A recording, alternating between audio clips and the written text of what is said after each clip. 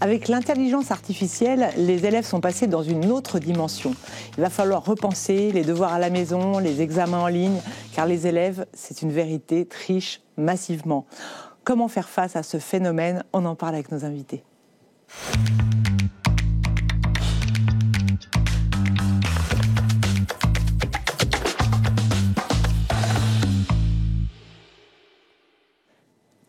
Avec nous, Frédéric Agnès, vous êtes fondateur de Compilatio, logiciel contre la triche. Bonjour. Boris Valbaum, qui est auteur de Éducation IA, réinventer l'éducation à l'ère de l'intelligence artificielle, que j'ai avec moi. Bonjour. Eugénie de Zutter, vous êtes enseignante en histoire géo à Reims et membre du syndicat d'enseignants en SNALC, et vous allez nous parler des remontées des enseignants sur la triche au collège. Et Lara Gazal, journaliste au Figaro étudiant. Alors Lara, est-ce que l'IA pousse les élèves à tricher? On s'en doute un peu de la réponse, mais vous allez nous expliquer. Alors tout d'abord, il faut savoir que le ministère de l'Éducation nationale a signalé une augmentation de 14% des cas de triche au bac depuis 2023.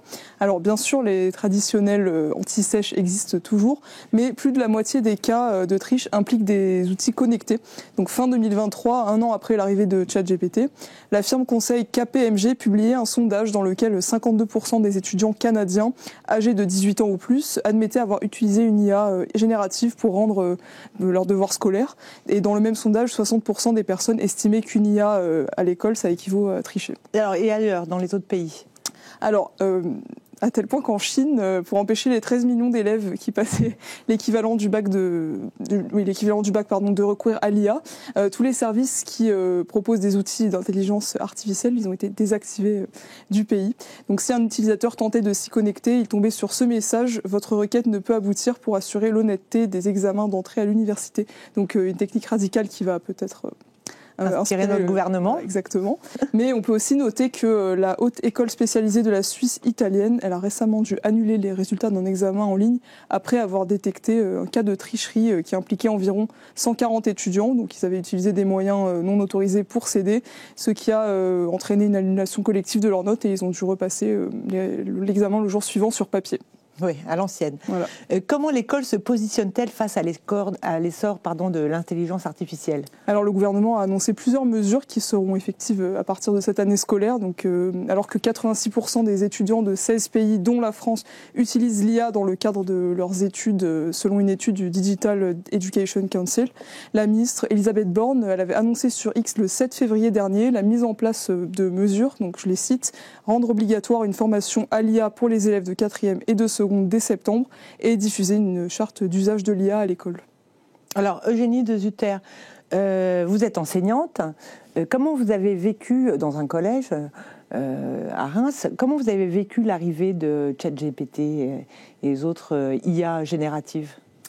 Alors, dans les collèges, on peut dire que, quand même, globalement, il y a pour l'instant moins d'usage de l'intelligence artificielle que plutôt dans les lycées. C'est plutôt beaucoup de collègues de lycée qui nous rapportent une utilisation assez conséquente de l'IA. En collège, on voit des frémissements d'utilisation, comme c'est un outil qui se démocratise de plus en plus. Pour ma part, personnellement, je pense avoir été confrontée à ça cette année pour la première fois. On voit un grand écart entre une copie faite en classe et un travail fait maison. Il y a un grand écart à tous les niveaux, aussi bien sur le fond que sur la forme. Donc voilà, on voit que cet outil se démocratise en collège aussi. Oui, parce que c'est accessible à un coup de clic sur Internet. Exactement. Et voilà, et un exposé est fait en 5 minutes. En 10 secondes. En 10 secondes même. Donc ça va changer les choses. Frédéric Agnès, vous êtes fondateur de Compilatio, un logiciel contre la triche. Alors expliquez-nous en quoi ça consiste. Alors, c'est pas seulement un logiciel contre la triche, on espère aussi qu'on aide les profs à créer des conditions pour qu'il n'y ait pas de triche. Nous, notre message, c'est plutôt focalisez pas sur la triche, c'est plutôt donnez votre temps et votre attention aux élèves qui font un travail personnel, qui font un travail authentique. Et bien sûr, dans tout ça, il y a un élément de contrôle qui est nécessaire, c'est le logiciel, pour détecter les plagiats, les copier-coller, et également pour détecter les textes qui ont été générés avec un modèle de langue qu'on appelle habituellement une IA. Et ça fonctionne ? Ça marche. Alors, ça marche très bien, dans les cas où ça marche très bien. Ça marche très bien dans les cas parfaits où on est capable de tester, c'est-à-dire avec des textes qui ont été intégralement rédigés par une IA, où on a des phrases qu'on a pu bien découper. Et là, on arrive à des capacités de reconnaissance de l'ordre de 95-99% sur des textes. En gros, je vous explique très rapidement comment ça fonctionne. Oui, parce que c'est des textes ChatGPT, l'IA générative, hein, c'est comme ça qu'on l'appelle, a la particularité de fabriquer des textes originaux. Oui. Donc c'est quand même difficile, puisque chaque texte, à chaque fois que je pose une question à ChatGPT, et si c'est moi, mon voisin qui la pose, il aura une réponse différente. S'il pose la même question, pas si différente que ça. Pas si différente, d'accord. Et en plus, au-delà du fond de ce qu'elle dit, dans la forme, il y a quand même pas mal d'indices et d'éléments qui permettent de repérer et de discriminer des textes qui ont été écrits par une intelligence artificielle ou par un humain. En fait, nous, on utilise une intelligence artificielle et on l'entraîne, on la spécialise pour sentir, renifler le parfum d'une série de textes rédigés par une IA et d'une série de textes rédigés par des humains. Et une fois qu'elle est bien entraînée, on la teste avec des documents dont nous, on connaît l'origine, elle ne connaît pas. On vérifie si elle arrive bien à reconnaître. Un peu comme un chien policier qui aboierait devant un sac. Et si notre animal est bien entraîné, s'il aboie quand il faut, alors on propose à nos utilisateurs de s'en servir. Et donc effectivement de détecter si un texte a été produit, enfin des passages de texte ont été produits par un humain ou par une IA. Alors quand on passe dans la vraie vie, on baisse un petit peu la performance, mais enfin on a quand même globalement des grandes tendances qui sont justes. C'est-à-dire si majoritairement le texte ressort IA, ça mérite d'interroger l'élève d'un peu plus près. Et si ça ressort humain, généralement, c'est un travail plutôt original. Et en tout cas, le système est entraîné de manière à faire le moins possible de faux positifs, de fausses accusations. C'est-à-dire qu'on préfère être un peu moins performant, mais pas accusé à tort. Le système est construit comme ça. Alors, Eugénie, vous connaissiez ce logiciel ? Non, pas du tout, mais je sais qu'il en existe d'autres et je sais aussi que le ministère est assez prudent avec ces logiciels, même d'ailleurs dans le cadre d'usage de l'IA dans l'éducation nationale auquel le SNALC a participé pour sa rédaction, il est indiqué qu'il ne faut pas se fier à ces logiciels pour ne pas justement accuser à tort. Et qu'est-ce qui se passe ? Si vous voyez qu'une copie a été faite, un exposé ou quoi, a été faite par l'IA, c'est zéro ? Alors en fait, quelles sont les instructions de l'éducation nationale ? Il n'y en a pas à ce sujet, justement, c'est là un grand manque, c'est ce qu'on demande. On demande un cadre justement pour ça, parce qu'en fait c'est un petit peu ce petit bonheur la chance, ça dépend du prof, ça dépend aussi de son chef d'établissement, s'il soutiendrait le collègue qui affirme que c'est une copie promptée, donc c'est de la fraude. Donc pour l'instant, c'est vraiment... Parce que ça pourrait rendre des services quand même, ce logiciel. Complètement. Aux profs. Complètement. Je pense que l'un des premiers outils dont on a besoin pour l'IA dans l'éducation nationale, c'est celui-ci. Et puis voilà, si ça a été fait par ChatGPT, on met 0, puis c'est tout. Alors, Boris Walbaum, donc vous n'avez pas écrit votre livre avec ChatGPT ? Je me suis servi de ChatGPT, etc. pour rechercher, etc. Pas pour écrire. Non, pas pour l'écrire. D'ailleurs, il est très bien décrit, donc je pense que voilà, vous l'avez écrit vous-même. Et alors, dans votre livre, vous rappelez que déjà, avec ChatGPT, alors on peut réussir le concours du barreau, on peut réussir. Très difficile. Voilà, on peut réussir. On lui a donné à faire les Olympiades de mathématiques. C'est vraiment c'est pas ChatGPT, mais. Donc, en tout cas, un logiciel, une IA a réussi bien mieux qu'un élève les Olympiades de mathématiques. C'est un concours de lycéens qui est extrêmement prestigieux et en général, c'est les futurs normaliens qui gagnent ces concours. Et bref, vous dites le coût de l'intelligence va se rapprocher de 0. Et vous posez la question, alors je vous la pose, quelles sont les missions de l'école quand un appareil est capable d'écrire une dissertation, résoudre un problème de maths en quelques secondes ? C'est vrai, c'est pour nous pratiquement compliqué. Il y a des implications aussi économiques. C'est vrai que si à un moment, l'IA, et on le voit déjà dans les statistiques du monde du travail aux États-Unis, où les entreprises intègrent plus rapidement l'IA, on voit une très forte chute des recrutements pour les jeunes diplômés. Parce qu'effectivement, notamment dans le domaine du droit, dans le domaine de la comptabilité, il y a de vraies chutes de l'ordre de 30-40% du nombre d'offres d'emploi. Donc il y a un vrai problème à ce niveau-là. Il y a un autre problème qui est qu'effectivement, un élève de 3e qui doit faire un exposé et qui voit cet exposé ou sa dissertation plus tard en première, voit la dissertation faite en quelques secondes, c'est extrêmement démotivant. Bah oui. La question pourquoi, déjà, que c'est pas toujours évident de savoir pourquoi on va à l'école et pourquoi on apprend. Alors là, effectivement, c'est encore plus déprimant. Donc c'est une question qui est pas simplement philosophique, c'est une question qui est dans le vécu des élèves qui vont devoir rester motivés et comprendre pourquoi, effectivement, ils apprennent. Alors, c'est extrêmement compliqué de se dire, au fond, sur quoi refonder l'école. Et je pense que c'est vraiment ça la question. La triche, c'est, je dirais, la pointe émergée de l'iceberg. Mais la question fondamentale, c'est pourquoi apprend-on ? Et je pense que comment on construit un système d'éducation dans un monde qui est instable, qu'on ne peut pas définir dans 5 ans. Ouais. Et donc, moi, je pars d'un point fixe très humble, très simple, qui est de dire, demain, il faudra que les jeunes sachent bien interagir avec la machine. Ouais.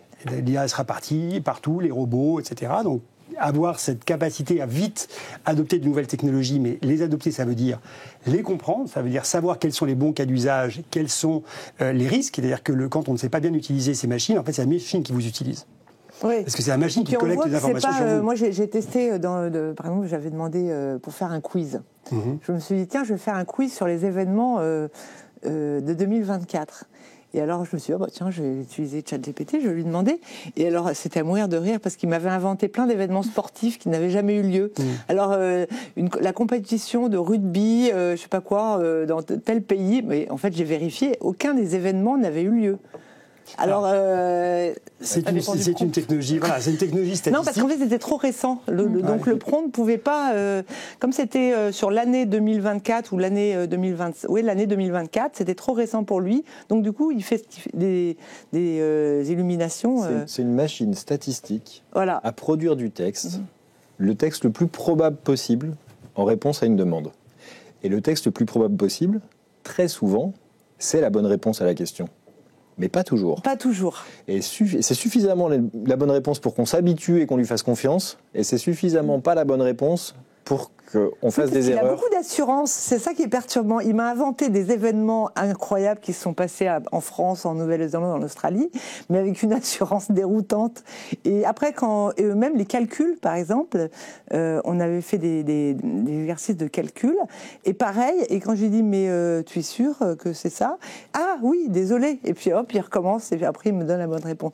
Donc oui, ça peut être très sympathique. C'est des machines qui ne sont pas fiables, mais surtout, comme ça a été dit, c'est des machines qui cherchent à développer la confiance. Oui. Il faut bien savoir que derrière ces machines, il y a des entreprises qui veulent gagner de l'argent. Il ne faut quand même pas perdre de vue cette dimension-là. Et donc, moi, à un moment, quand j'avais demandé à ChatGPT pour écrire mon bouquin, quelles sont les principales innovations dans le domaine de l'enseignement supérieur ces 20 dernières années, il me sort Minerva University que je connaissais, deuxièmement Forward College, qui est la grande école européenne que j'ai fondée. Et donc, je dis quand même, en deuxième Forward College sur les 20 dernières années, alors que je l'ai fondé il y a 4 ans, je trouvais ça, c'était une belle performance au niveau mondial. Donc je lui dis, mais est-ce que tu me donnes ça dans un ordre qui correspond effectivement à la probabilité générale ou est-ce que tu veux me faire plaisir ? C'est pour me faire plaisir. Et il me dit, en fait, alors il n'a pas dit pour me faire plaisir, parce que ce serait un peu trop évident, mais je m'adapte pour donner une réponse la plus pertinente possible, etc. Et en fait, derrière ça, donc je lui ai demandé, mais alors, d'accord, mais quels sont tous les biais, en fait, que tu as développés à mon contact ? Et donc, on a eu toute une discussion, et d'où il ressort qu'il y a 3 couches de biais. Une couche de biais génériques qui sont pour vous être agréable. Ah mais oui, très bonne question. Ah mais oui, mais effectivement, tu as raison, c'est une erreur. Même si d'ailleurs, nous, on a fait une erreur. C'est-à-dire, si on le reprend sur quelque chose qui est juste, et qu'on lui dit non, mais en fait, tu as fait une erreur, très souvent... Il va dire, ah mais oui, tu as raison. Si c'est pas une question de fait. Il va me dire oui, tu as raison, et alors il va rechanger la réponse. Et deuxièmement, il y a toute une série de paramètres, la longueur des réponses, le style de la réponse, etc. qu'il va régler en fonction de la conversation. Et enfin, des biais qu'il développe sui generis, des biais qu'il développe simplement à notre contact, parce que la machine apprend à notre contact, qui n'ont pas été prédéfinis. Et qui sont faits pour nous. Mais il savait qui vous étiez ? Enfin, vous lui avez donné votre nom ? Non. Ah oui, parce que quand on s'inscrit, on donne son nom. On donne son nom, et puis il va faire des recherches, et puis à un moment, il a beaucoup de conversations sur vous. Donc si je lui dis quel est le meilleur classement des écoles de commerce, pour me faire plaisir, il va dire c'est celui du Figaro étudiant. Mais bien sûr, et il va vous dire, demandez-lui quelles sont vos opinions politiques. Vous lui avez parlé du Figaro étudiant avant. Oui, voilà. Demandez-lui quelles sont vos opinions politiques. Ah oui. Et vous allez être surpris. C'est vraiment... Déjà, il y avait un logiciel d'IA qui avait été développé par des étudiants de Dauphine, je ne sais pas si vous vous souvenez, et c'était où on mettait, par exemple, la chasse, est-ce que c'est de gauche ou de droite, la Citroën, est-ce que c'est de gauche ou de droite, et on mettait des noms, et est-ce que Sophie de Tarlet est de gauche ou de droite. Et alors c'était assez drôle, et évidemment les gens s'amusaient, et c'était un étudiant de Dauphine qui avait développé ça. Mais là, ce sera probablement beaucoup plus fin et subtil que ça, parce qu'effectivement, plus on leur pose de questions, eh bien, plus ils savent de choses aussi sur nous, parce que nos questions dirigent, on réagit, et donc plus vous intéressez... En fait, c'est un logiciel qui, comme les réseaux sociaux, sont faits pour maximiser ce qu'on appelle l'engagement, c'est-à-dire le nombre d'interactions pour en savoir le plus possible sur vous, et à la fin pour exercer une influence. Donc, quand vous dites qu'effectivement l'usage de ces outils se démocratise au collège, je trouve ça extrêmement risqué, et moi je recommande de ne pas donner libre accès à ces grands LLM avant le début du lycée, et avant d'être vraiment prévenu de la façon dont on les utilise, parce que, en fait, voilà, il capte l'attention des enfants, il peut même y avoir des relations affectives. C'est ça. Ah oui, parce qu'il y avait un élève qui s'était tombé amoureux d'une IA. Des adultes aussi, hein, ouais. donc imaginons sur des élèves. Je trouve que l'éducation nationale est un petit peu ambivalente à ce niveau, puisqu'elle a dépensé elle va dépenser des millions pour le développement de l'IA à l'école. Notamment mis à seconde. Voilà, et à la fois, c'est un problème, parce que si tout le monde triche avec l'IA, eh bien les enfants ne sauront rien. Donc, et puis cet engagement assez rapide finalement à dépenser de l'argent pour développer l'IA, pourquoi tant de rapidité ? Peut-être parce que le ministère est habitué, quel qu'il soit, à fonctionner de cette façon-là, à agir dans la précipitation, alors que ces sujets appellent quand même énormément de prudence, de réflexion en amont, de groupes de travaux, de lecture, des études, etc. En fait, le ministère agit un peu dans la précipitation, peut-être qu'ils se sentent sous pression, et justement, c'est aussi une de nos revendications de dire, justement, il est urgent de poser un cadre de réflexion pour bien réfléchir. On va avoir un outil pour les élèves de seconde à partir de 2026, c'est ça ? Oui, notamment en français et en mathématiques, pour justement faire de la pédagogie différenciée grâce à l'intelligence artificielle. Mais là encore, les résultats n'ont pas vraiment été concluants. Il a été testé cette année et l'année dernière, cet outil-là, et il sera généralisé à l'ensemble des académies. Donc, comment on peut demander de ne pas utiliser ChatGPT pour éviter de tricher, et à la fois de proposer un outil d'IA générative à tous les élèves ? C'est un peu paradoxal. C'est une excellente question et je me la pose encore. Lara, mais qui n'écrit pas encore ses articles avec ChatGPT, bien heureusement, mais pourquoi pas un jour ? Non, jamais au Figaro, je vous rassure. La triche, ça peut devenir aussi un vrai business avec l'intelligence artificielle. Alors racontez-nous en quoi ça consiste. Oui, imaginez un outil qui permet de tricher sur tout, dans n'importe quel domaine. Eh bien, c'est exactement ce que a développé Chungying Lee. Donc, c'est un étudiant de 21 ans. Donc, tout a commencé en mars dernier quand le jeune homme a partagé un post sur X dans lequel il expliquait avoir créé avec un ami un premier outil, donc Interview Coder, qui permet de tricher pendant les entretiens d'embauche en visio. Donc l'étudiant a reçu des offres de grands géants comme Meta et TikTok, mais en parallèle, il a posté une vidéo sur YouTube qui expliquait ce système de triche, mais surtout qui dévoilait le processus d'embauche d'Amazon, ce qui lui a valu d'être suspendu de l'université de Columbia aux États-Unis. Alors comment a-t-il rebondi, cet étudiant ?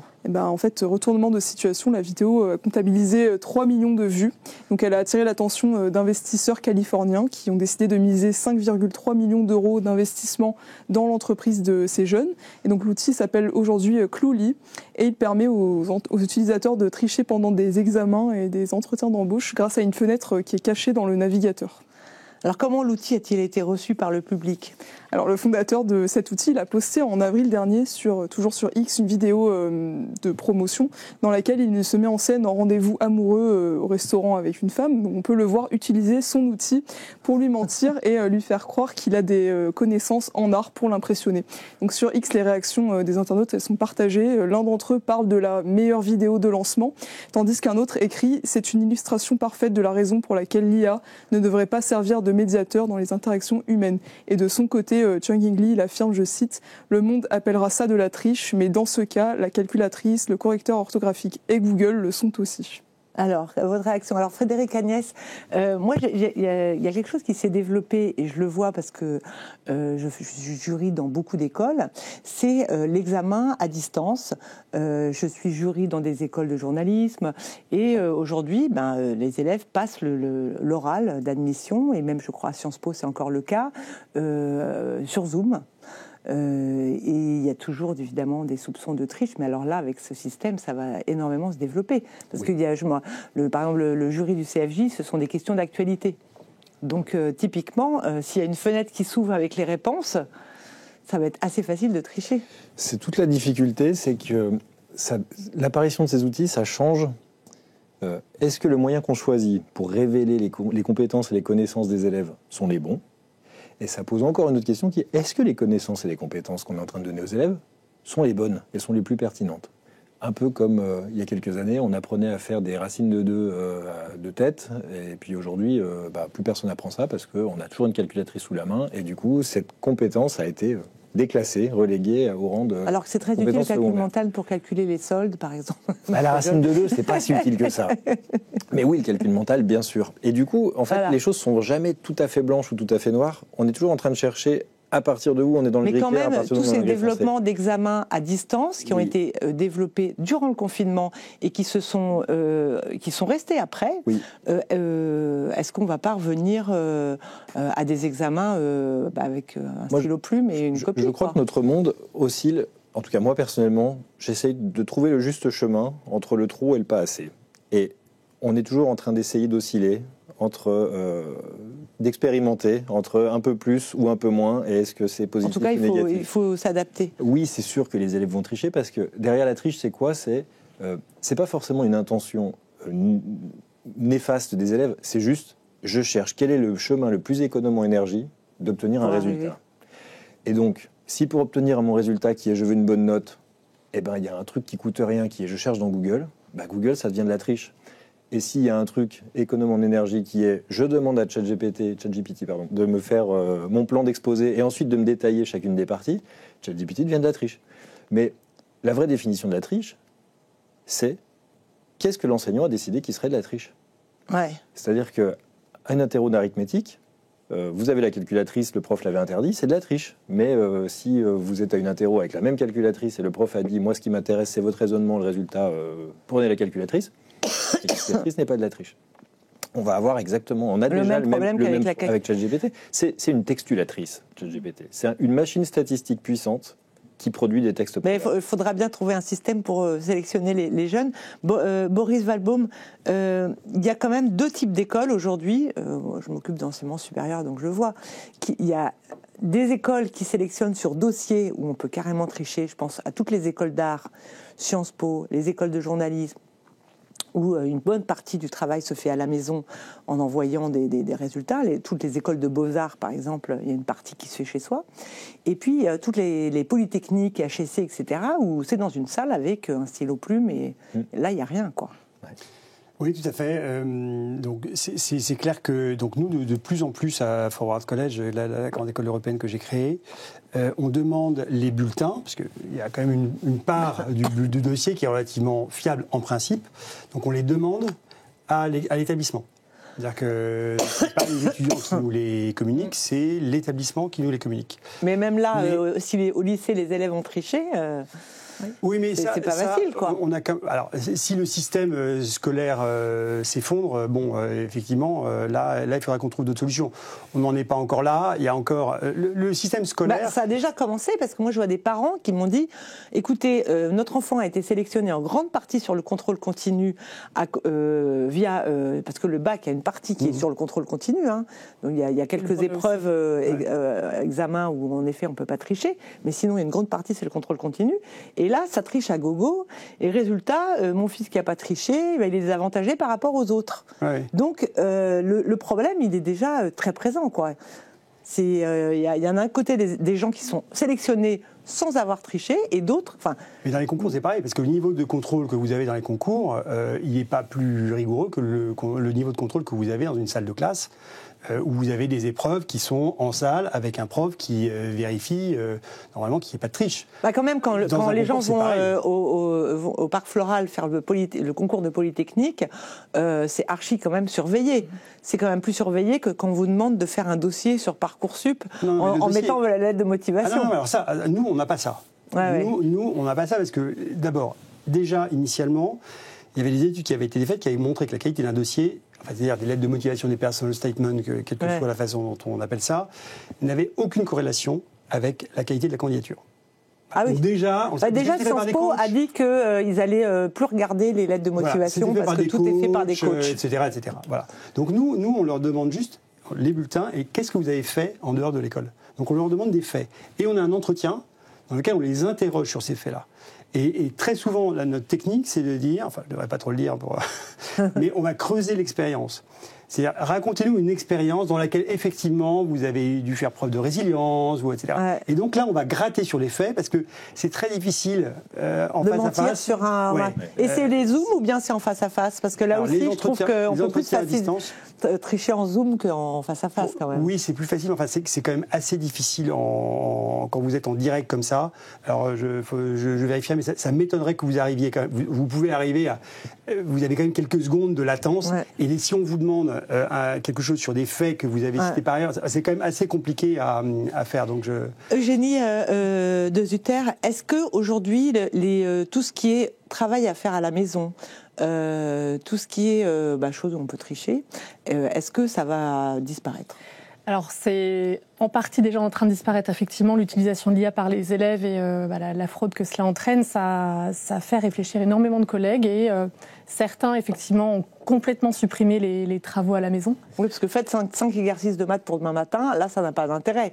On les donne à ChatGPT, même l'élève le plus vertueux, il sera très tenté. Même une simple fiche de lecture, même si c'est pour dans un mois, il faut lire le livre, répondre tout à la question et faire un résumé. En quelques secondes, c'est fait, c'est tentant. Comme vous disiez, c'est décourageant même pour un élève. Un bon élève, il va se décourager. Moi, je dirais, c'est la facilité. C'est plus facile d'aller vers ces solutions relativement fiables dans une certaine mesure. Après, d'autres collègues envisagent aussi de revoir le type de travail donné à la maison. Par exemple, moins noter les connaissances, les savoirs, plutôt l'explicitation, le raisonnement qu'il y a eu derrière l'exercice qui a été accompli. Par exemple, si l'élève a utilisé l'intelligence artificielle, il doit fournir le prompt initial, il doit fournir la problématique et le plan proposé par l'IA, et aussi les corrections apportées par l'élève. Citer les sources qu'il a trouvées par lui-même pour aussi vérifier la fiabilité des choses indiquées par l'IA. Vous voyez, c'est un changement peut-être de paradigme dans la façon de donner le travail à la maison. Est-ce que ça va pas abîmer finalement la créativité de ces élèves ? Puisque dès qu'ils auront un devoir à faire ou quelque chose à faire, finalement on va leur donner tout cuit. Alors moi j'ai pensé tout de suite à un livre... La planète des singes, quand même. Quand même. On peut penser à d'autres romans, à d'autres dystopies, etc. C'est vrai. Mais c'est vrai qu'on se dit que, on va devenir bête. En fait, il y a déjà des études qui montrent, et on peut aussi. Enfin là, je vais vous parler de mon expertise, de mon empirisme de 18 ans d'enseignement.